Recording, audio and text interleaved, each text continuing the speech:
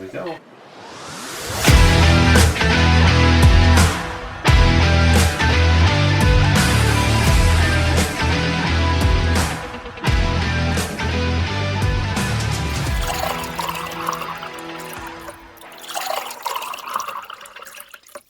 That's a fucking healthy board. Thank you, sir. You want me to introduce this affair? Yeah. I mean, Okay, so we're going to talk about the fire department this time.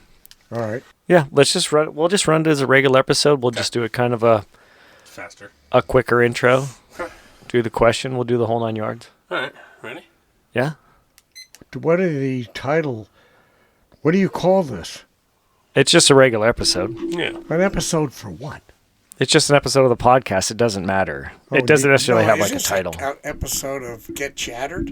Yeah. No, it's Shattered Wisdom. Shattered Wisdom. Yeah. All right. So I have to welcome everybody to Shattered Wisdom? Yeah. If you want, yeah. What the fuck? There you go. Hey, welcome to Shattered Wisdom. Yes. For a chance, it's Papa's turn to introduce the two buffaloes. There it is. The two There it is. buffaloes. I'll take that. Cheers. Cheers. Oh, yeah. Ah. Cheers. So, thank you. We got Senior back in the studio with us. Studio/master closet. We're in the wow. closet. Smells like shoes in here. Well, my wife has a problem. Yeah. And she keeps saying, like, I need another pair of black shoes. And I'm like, you got a pair of black shoes. She's got the fucking rainbow on that fucking shelf right there. Well, That is she had every color of the rainbow. Right she there. had Ella organize her shoes, and Ella was like, all right.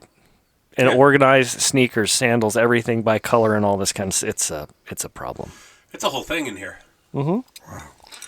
Yeah. So, do you want to draw a question? How about we do that? Yeah, let's have Senior draw a question now that he introed us real quick, and we'll get right into this one. This could be a little bit of a quicker one. We're doing a All family right. dinner after this, Yeah, so we're real friends hanging That's out. all right. That's all right. What the? Well, that's a long end. This question is, if you could relive one memory, what would it be and why? Ooh, is that from somebody? Does it have a name on it? Ivy, you're all Oh, Juan and Juan and Ivy. Yeah, so Ivy, Ivy's one of our She's neighbors. a friend of ours. That's a good question, and I'm gonna remember That's that a nice one. catch. If you could, It's a little intellectual at this time of day. yeah, for being, I don't know. This is our 5th episode today. Yeah. Jerett and I, no, 4. Jerett and I did 2 before you showed up. We didn't drink on those ones though, so we are reserving some brain cells. Yeah. I had to come through a hell of a rainstorm to get here, and 4 accidents. Yeah. 2 head-ons. Wow, a memory that you could relive. I'm gonna go with my wedding day. Okay. If I could redo that, I had important people in my life there. People that don't matter were there, but I don't give a fuck about them. But my dad was proud. My dad Yeah. was in just very wholesome day. Very. You don't get many of those days, right? Like, when's the last time that you got together with fucking everybody? Right. I mean, it's weddings and funerals, and that's about it. So, for me, if I could pick one thing to go back and do again, would be my wedding. I actually like that one. I think I would do the same. Yeah. And I would do mine differently because we had 160 people at our wedding. No, cut mine in half. And Yike. looking back on it, the people that really mattered that should have been there was probably about 60 of them. Yeah. And I mean no offense if anybody that listens to this was somebody who attended my wedding, but there are probably 100 people. I guarantee you there's probably 40 to 60 people you could line up right now, and I wouldn't have remembered who they were. Yeah. I If would you're look at listening them to and this, go, you would have got an invite back. right. But I would Yeah. look at them and go, you're a familiar face. Right. I met you remember you. somewhere. Yeah. But we invited a lot of people out of, well, I'm inviting this guy that I work with, so I have to invite this guy. And I'm inviting this person, so I have to invite this person. I do this. And because it was such a special and intimate moment, I wish it would have been much more intimate, because the one thing that Kendra and I have kind of complained about was it seemed like a whirlwind, because you do the ceremony and then you do all the pictures. Oh, yeah, no. Yeah. Then you got to do the first dance. Then you got to thank everybody. And then you got to do this. So instead of Kendra and I almost being able to like savor the moment. Right. We spent a lot of time talking to everyone else and thanking everyone else. And when we went back to the bridal suite, we both kind of sat down on the bed and were like, oh, Yeah. like what just happened? And we were sober, Yeah. like completely sober. And there's a lot of parts of it that I don't really remember because you just went from conversation to conversation to conversation and table to table to table. And Kendra and I have such small families that our actual blood relatives that made up the guests was a minute component of it. Yeah, absolutely. So I would probably do that again. Yeah. Well, because I was part of your wedding, Yeah. I don't know that I've ever been to a wedding that involved a Harley Davidson like your wedding involved a Harley Davidson. Yeah, that was fun. I had to ride your Harley Davidson to the wedding venue. So you and Kendra could have all your pictures taken on the Harley Davidson. Yeah, on Grace. Yeah. And I'll tell you something. I have a Harley Davidson. I have an original 77 lowrider, shovelhead, 1200cc. And then Jack got Grace. Grace is an absolutely gorgeous rocket. That's a 95 Dyna. A 95 Dyna. He said, hey, Dad, you want to take this for a ride? I got on the 5 freeway and punched it into a gear and threw the throttle. It did a wheelie. I shut it down, drove to the next exit, got off, never got it into a higher gear than third, brought it back to where Jack was and said, I'll never ride that again. So Ivy didn't answer. So Ivy, you're going to have to, you owe us an answer, Ivy. Yeah, Ivy, you'll have to tell us. We'll have to DM her or tag her and let her know that we pulled her question and she'll have to answer it for sure. Yeah. So what do you want to talk about today, Senior? Oh, yeah, we got another segment of stories with Senior, the most interesting man in the world. Yeah, the last one had me pissing myself. So. Oh, the cars. So for you, those of you, if you have not listened to the episode about Senior's stories with the cars, you are... Yeah, go back. Dana, if you're going to listen to this while you walk your dogs, you're going to pee yourself again. So I apologize. Sorry for that. But sorry, not sorry. Well, I did 2 years at Patterson State Teachers College, and right after high school, and at my sophomore year, they sent me practice teaching, and I don't know to this day if that was predetermined or if that was something else. However, my mother, when I was born, it was November. So that when it came to my 4th birthday, it was in November. Then the next school year, I was supposed to start at 5 years old. And my mother went, he'll be a year behind, and fought for it, and the school let me in, and I started 1st grade at 4 years old. As a result, I graduated from high school at 17. As a result, the college sent me out practice teaching at 19. And at 19, I was assigned to a high school to teach mathematics. And everybody in the row in front of me was a sophomore in high school in a miniskirt. Oh, God. I couldn't deal with it. So you're not a teacher today? I absolutely couldn't talk right because I was tongue-tied at all these gorgeous, and I'm 2 years older than them. Right. I never finished Patterson State Teachers College. Yeah, long story short. There you go. So when I left Patterson State Teachers College, I went, what am I going to do for a while? I got to figure my life out. And I lived in a little teeny tiny town in northern New Jersey called Towacco.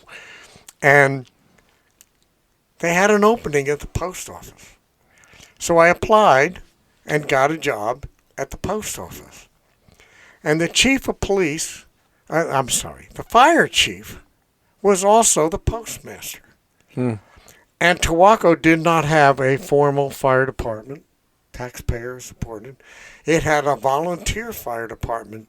The entire fire department was volunteer. So I applied.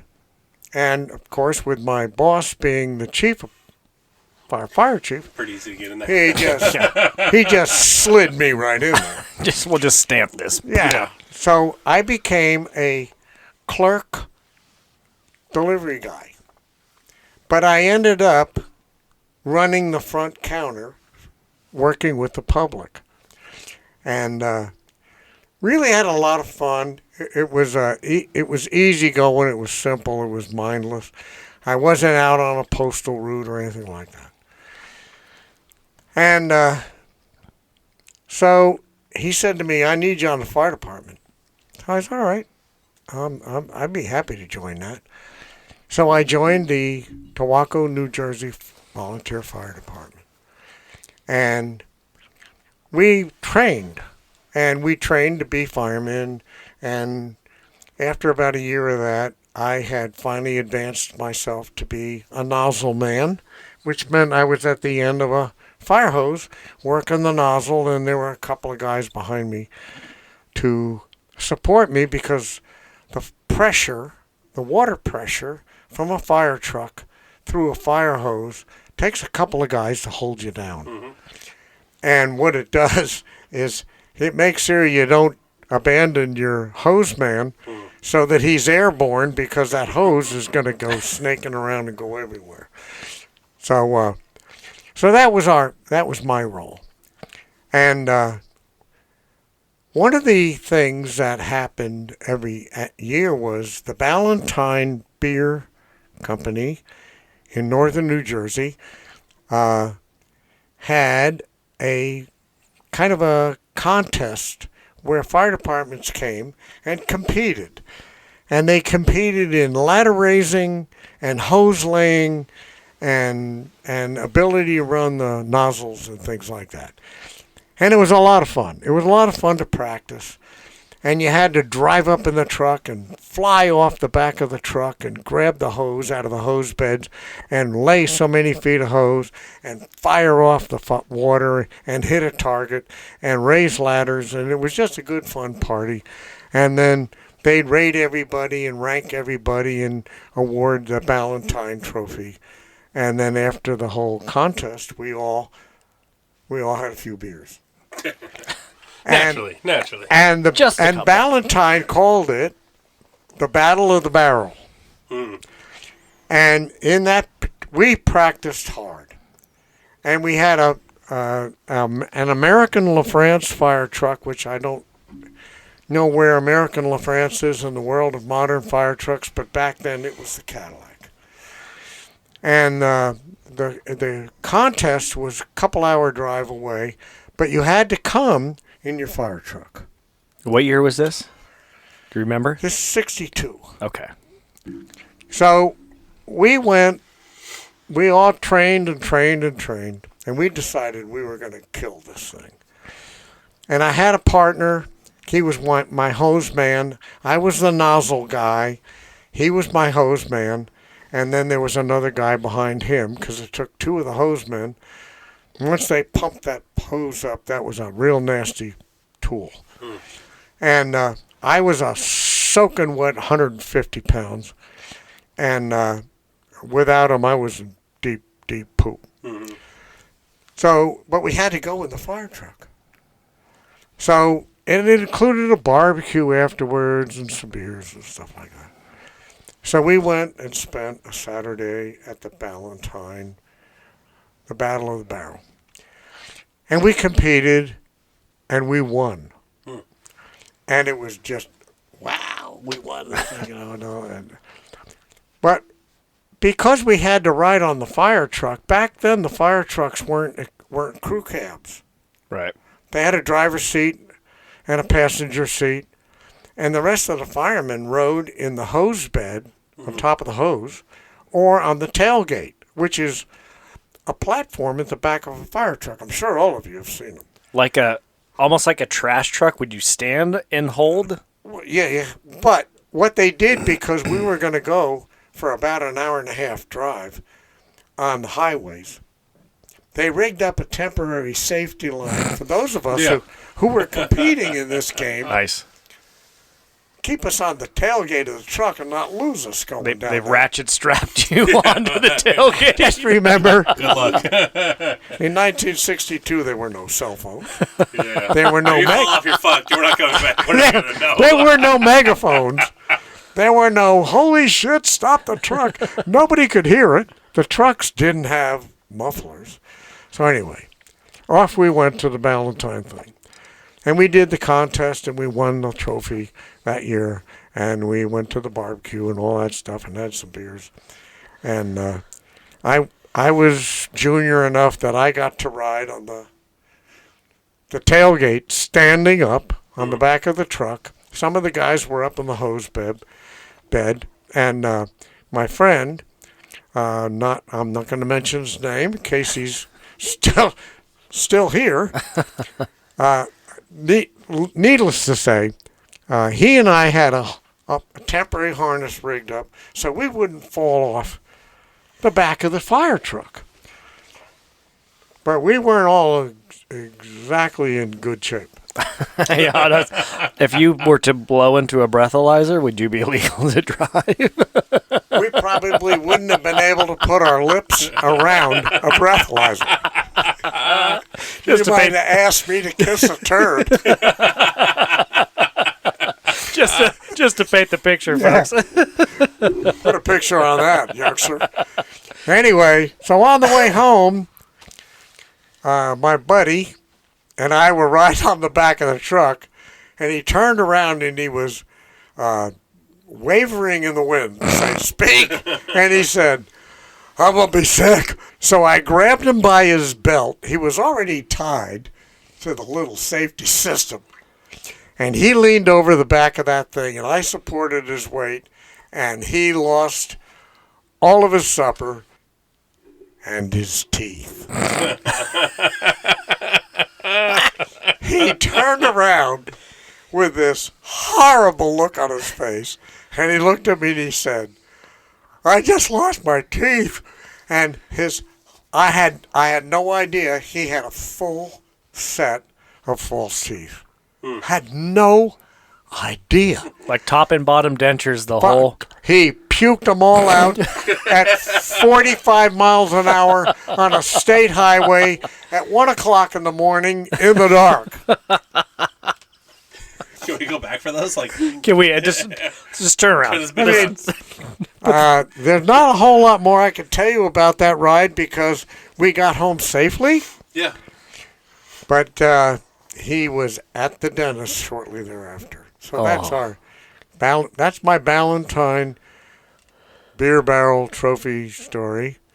And then I had one other disappointing story with the fire department.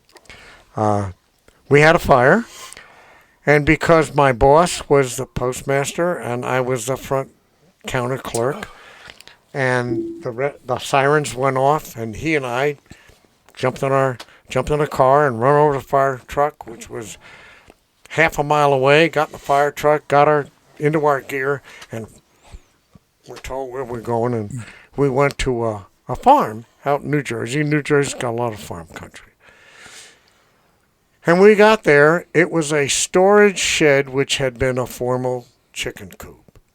And it was a single-story building with a little peaked roof, and it was on fire.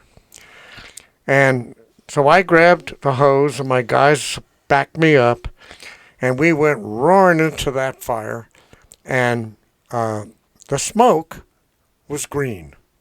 And I went, God, that's odd. And I went flying into the building, and it was burning, and There's a position on a fire hose called an umbrella. An umbrella position. And when you go umbrella, it's a huge fan, like a huge shower head. But it forces water out in front of you, brings air in behind you, and gives you the ability to help breathe a little bit and go in towards the fire, but protect yourself going in towards the fire. And it got pretty bad in there, and that green smoke was weird, really weird. And the hose guys You don't say. behind me, I was soaking wet in all my gear, 150 pounds. The guy right behind me was about 175. The guy behind me was about 2. And I knew immediately when they bailed off the hose because I was airborne. Yeah, jeez. I woke up in the hospital. So back then, are you going in SCBA's on, or is it kind of like a just respirator? Like respirators, or you just running We didn't in? have them.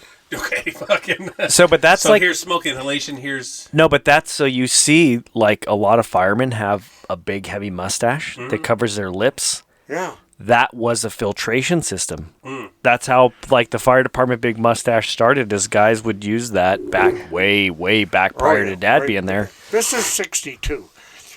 And so we didn't have the Scott Air Pack. We didn't have that kind of crap. so you're just running into these volunteering at the firehouse with no safety. And the whole idea of the umbrella sprayer was that you kept your face next to it. Right, so you can get that pocket. And so you got oxygen and you had all this. But when I started to lose my support team, I couldn't handle the hose. No, 100% not. Yeah. But I woke up in the hospital and I got smoke poisoning. And Smoke inhalation. Yeah, Smoke well, inhalation if poisoning. it's highlighter green, something's not right in there. So when they pulled me, out, I came out with the hose. And they put me in the ambulance and sent me to the hospital and all that. And I turned out to be fine and all of that. But they released me from fire service because he said, we are not insured if that happens to you. Right. So you can't fight fires anymore. You have to give it up. Huh. It had no effect on me that I ever know now to this day. Right. And I'm forever sorry that I lost that. I still have my coat, which has my name embroidered on it and the fire department symbol on the back. And they allowed me to keep my badge. Really? So I have them as memories. Yeah. But that's what happened out there. And so much, it's just one of life's experiences that you just don't anticipate. Well, Dad can tell another funny story. Not when he was on the fire department, but about the Akron Fire Department. And I'll lead this one in, and Dad can finish her off. But Akron is where the farm is. So Yeah. anybody that's listening to the show has heard us talk with Jerett and I talk about the farm. We actually recorded an episode earlier today, reminiscing when we shot those 2 does Sure. out on the farm.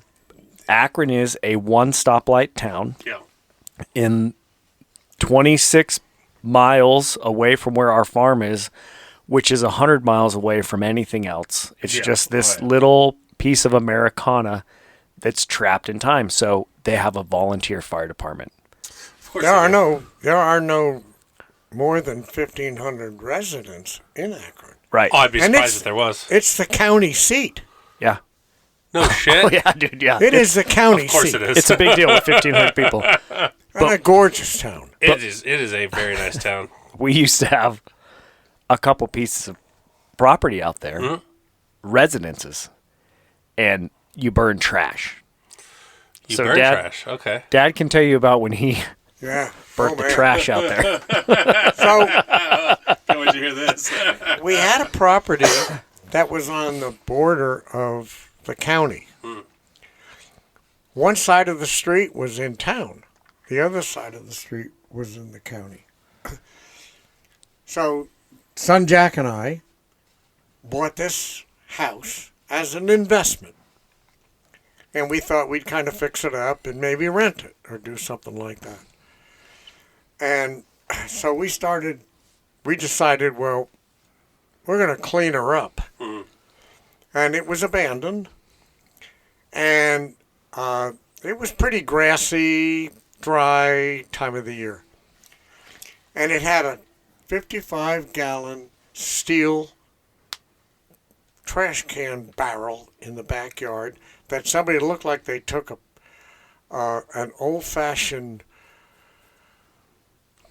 pick, digging pick, and blew holes in it so it could be a trash barrel. A friend of ours has a similar setup out there where you just take your trash out and you burn it in the 55-gallon drums. Okay. It's standard practice. They burn their trash. Huh. All farmers have a metal pile, or they have old vehicles, and they never trade them in because there's no value. So they line them up out in the back somewhere. They got a place for their old vehicles. So they also burn their own trash, and then every once in a while they'll load their barrels up and go out into their pasture someplace where there's some rocks and some places where the cows aren't going to go, Right. and this isn't really pasture land, and they create an area where they dump their burn barrels. Okay. And it's just ashes, Mother Nature, pours rain, snow, age. It all just disappears into Mother Earth. It's a very, very antique system. Right. It's not a modern system. So this is how our property was set up. We just had an aerated barrel for better burning efficiency. Yeah. That's right. We'll call it that. So I thought, I walked back and looked at it, and it was full. But what I saw was paper, that kind of stuff. And I went, oh man, I'm going to clean the basement out. This barrel is full of paper, and I'm going to light it, and I'm going to start bringing all this paper out of the basement, all these cardboard boxes, all this junk, and I'm just going to sit here and burn it. That was a mistake. I poured a little gasoline on the barrel, Okay. on the paper. Let it soak in for a little bit, and put a match in the bottom of the barrel. And it went whoosh, like that. And I had flames that were 10 feet in the air coming out of that barrel. And I went, wow, this could be bad. And then all of the paint cans and aerosol spray cans that was in that barrel became fireworks. Oh, no. And I had Roman candles. A Roman candle show that took your breath away. I grabbed my cell phone and dialed 911 because there was small grass fires for 50 feet in every damn direction. Yeah, courtesy of Krylon. It was an absolute horrible experience. And I'm out there with a shovel trying to put this crap out, and it burned it away, and the grass took off, and the breeze was right. And the firemen showed up, and they went, huh. And they had a fire truck, had a little tank on the back, and they had spray nozzles on the front bumper of this fire truck, and they just followed all that grass fire leading edge. They just drove over the leading edge with that fire truck. It was over in 10 minutes. Yeah. Like a water truck. Yeah, just like a water truck on a job site. And I thought I was going to have a heart attack. But that is the story of, and it was Jack's house. I was just dad and just helping, but it was Jack's house. So thank you to all the volunteer firefighters out there in all the small towns everywhere. Well, We very much appreciate you. They're probably like, we're fucking bored. Thanks for having this, but Well, next time blow somebody but what's in funny, his house out. so the guy, we roofed the house. This Okay. house where Dad lit the world on fire, we roofed the house. Okay. Some of the guys that helped us come roof the house were guys on the fire department. Of course. Yeah. And I think we roofed the house. The first thing we did was change the roof on the house. Okay. So I think we did this before we had the fire. Yeah, before the fire. But we were talking to these guys, and me being from California, God, I was fresh out of college at the time. I think I was 22 years old, I think, when we were out there doing that.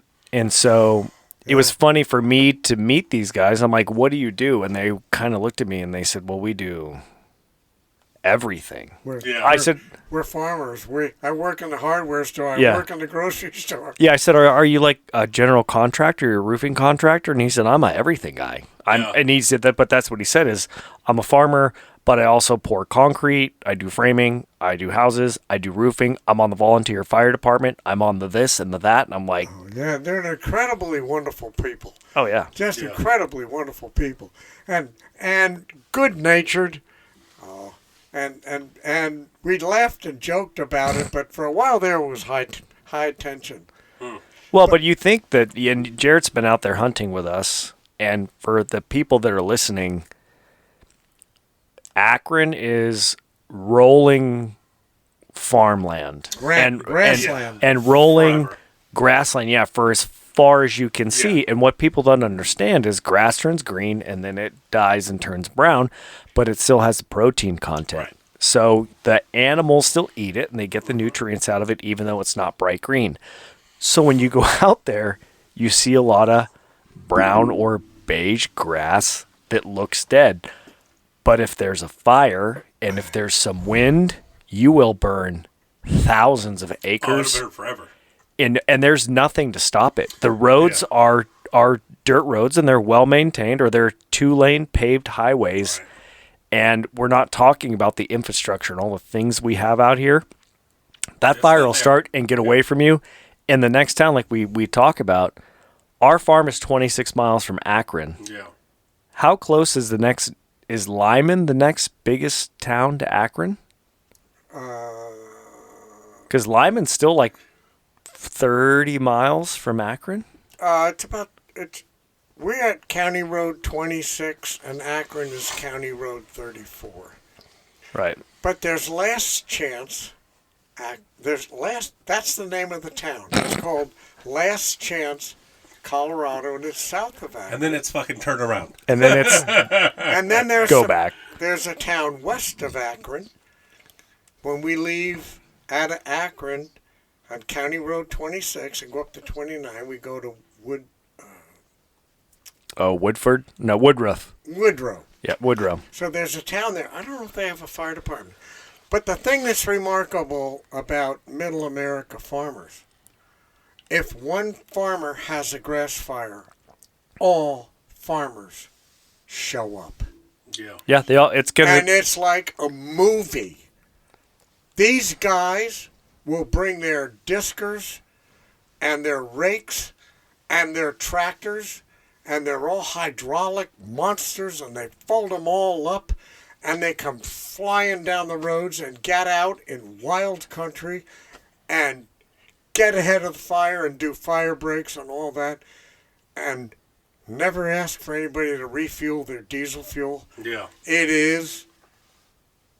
We are all supporting each other. It is the most intensely knit group of fantastic men I've ever been around. They're genuinely, they care for each other. They do things for each other. They help each other with the fires.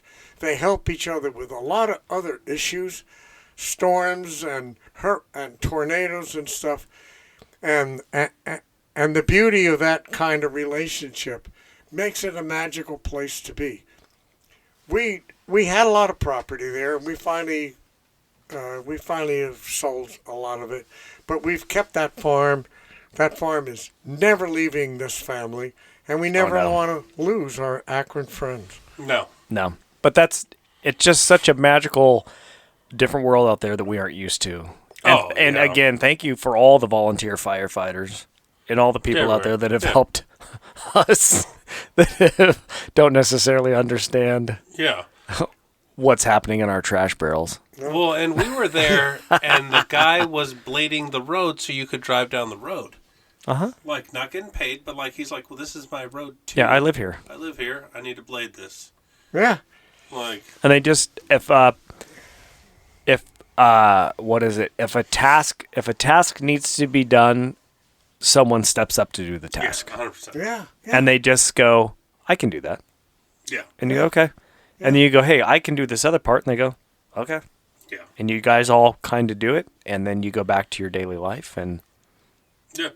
it's just different. But We have our farm is 400 acres, and we have it under a conservation program so that we work with the federal government to conserve that land. And the neighbor, who's a very dear friend of ours, will disc 400 acres for us for $2,500. Really? The machine that it takes to pull a 40-foot wide disc, 400 acres, is a monster. I bet. It's a 4-wheel drive, 8 tires, 2 in the front, or 4 in the front and 4 in the back. He will disc my entire farm for $2,500. And I'm good for every 5 years. I have to disc my farm for the federal government. Okay. Find somebody that will do that. That's probably his cost. But he's my neighbor. Mhm. So when I do something, I gift him what I do, and I also pay him for his fuel. But that's the kind of bond that we love about where we are. You don't get that everywhere. no. It's just incredible. It's just incredible. Yeah. Oh, yeah. What do you say? We burn barrel this motherfucker? I think we burn barrel this one safely. Yeah, Efficiently. we burned it down. Yes. We burned her down Yes. for sure. Yes. All right. Well, Hey, the message is the same, though. absolutely. It doesn't matter if you're in small town America, if you're in big town America, if you're everywhere. Check in on your friends. Be a good person. That's fucking key. Do good things because it's doesn't cost anything to be a Costs good you person nothing. and to help somebody when they are just in a little bit of need. Yeah, 100%. And thank you to those who do Yeah. those Yeah, things. big shout out to everybody who's takes a little time out of their day to help somebody else. Okay, we're getting Okay. we're getting We're the getting cue time to from eat. All right. from the ladies that we gotta right. we gotta shut this one down. All right, easy enough. I've been Jerett. I've been Jack. I've been dead. This is Shattered Wisdom Podcast, and you motherfuckers are welcome. Bye.